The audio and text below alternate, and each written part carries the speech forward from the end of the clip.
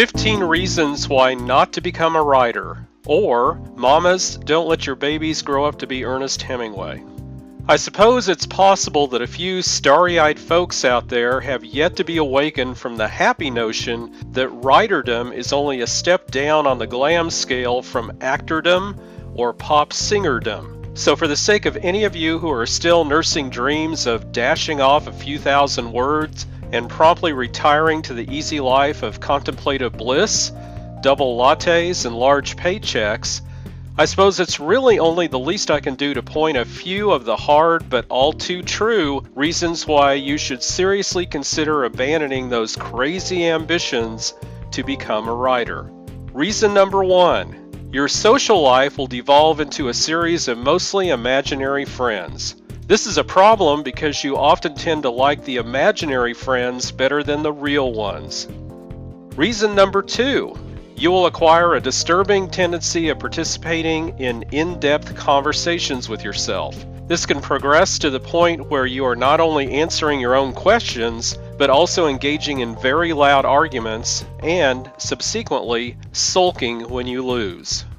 Reason number 3, even the most happy-minded among you will develop severe mood swings. Tremendous joy, based on the belief that the scene you just sent your editor was possibly the best ever written, will shatter into wailing despair when said editor emails said scene back to you in a bloodbath of red ink.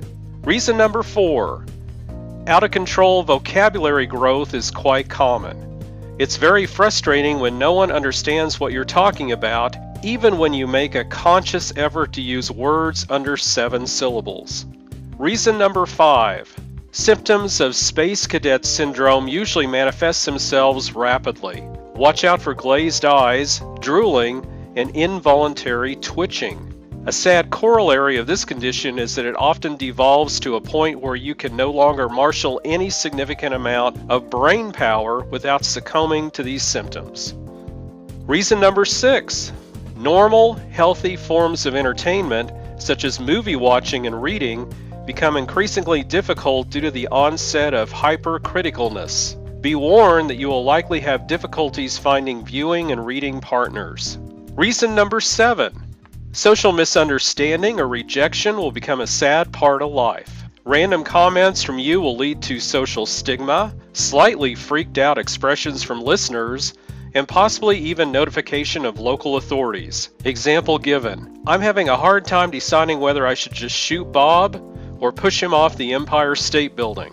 What do you think? Reason number 8, professionalism becomes a slowly fading ideal.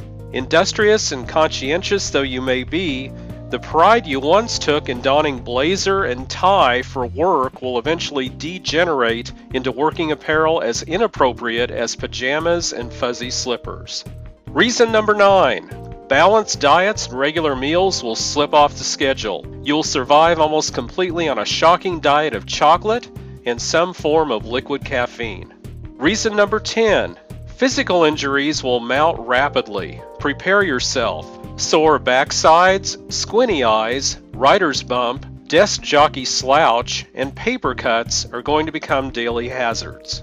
Reason number 11, the concept of time will become a slippery thing. Writers have been found slumped at their computers, eyes dilated, typing manically for hours, in a few rare cases even days at a time. This condition often goes hand in hand with space cadet syndrome mentioned in reason number 5.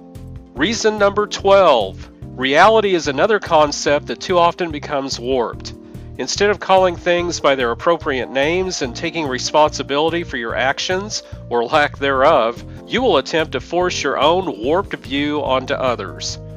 Reading and staring into space becomes work.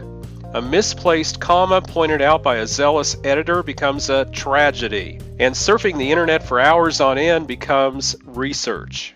Reason number 13, socially unacceptable behavior such as eavesdropping will become a common trait. When upbraided for such actions or pressed to stop, you'll become unreasonable and even threaten to give your accuser the role of evil Al-Qaeda interrogator in your latest novel. Reason number 14, morbidity, an obsession with conflict, and a sadistic enjoyment of inflicting pain on the creations of your mind, usually villains and not infrequently of the Al-Qaeda interrogator type, see above, will surface at an alarming rate. This can escalate to such disturbing levels as finding inspiration in the obituary section of the newspaper. Reason number 15. Perhaps most disconcerting of all is the gradual progression of an irreversible addiction. Fulfillment in life becomes anchored in writing to the point where you purposely engage in activities for the sole reason of later being able to write about them. Please, I beg you, don't be fooled by the disclaimer that this fulfillment only heightens enjoyment of life by bringing an appreciation for the smallest of details and the grander shape of the galaxy. I hope and pray that what you've read here will be enough to scare you off from the travails of life as a writer. But having now fulfilled my duty, I'll have to ask you to excuse me. I'm out of chocolate and I can't find my fuzzy slippers.